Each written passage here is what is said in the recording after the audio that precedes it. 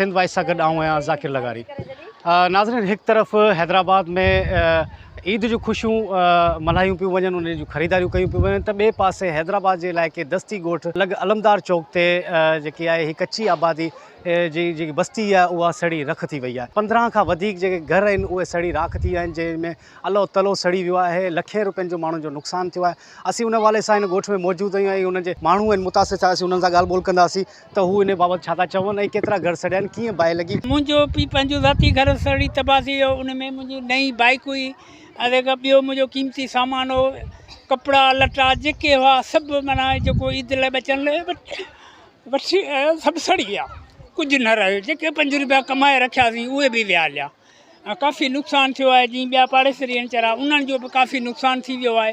हाणे असीं बसि ईअं अलाह जे आसिरे वेठो छा बर्तन ई कोन रहियो जंहिंमें मानी खणी पचायूं। 15 खां 20 घर मुतासिर थिया आहिनि। दोपहर जो टाइम हो, सभु को वीचारो को रोज़ी रिज़्क़ जे पोयां वियो।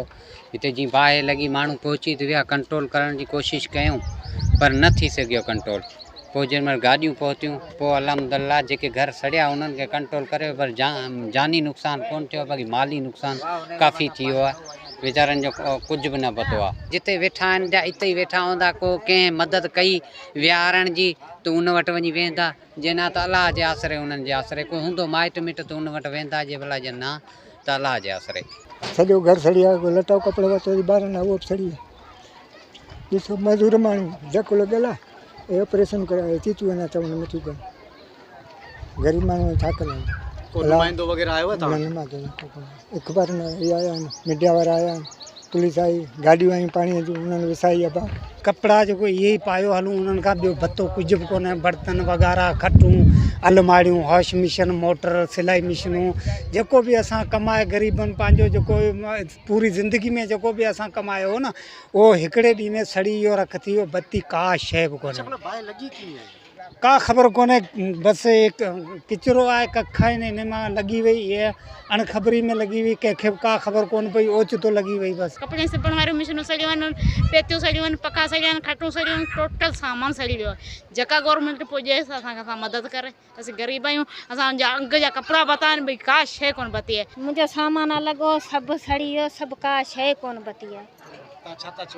असांखे मिले कुझु सामान मिले, असांखे कुझु को खाइण लाइ शइ मिले, असांखे को अटो मिले, सामान मिले, असांखे घर जेको हंधि टपड़ मिले, असांखे असांजी मदद कई वञे। असीं सफ़ा ग़रीब आहियूं। पोइ पासे कुंड खों त बाहि लॻी आहे, बाहि लॻी का ख़बर कान पई। बसि इहा बाहि वकोड़े वई, जंहिंमें फ्रिज ठही सड़ी आहे, टीवियूं सड़ियूं आहिनि, क़ुर शरीफ़ सड़ी आहे।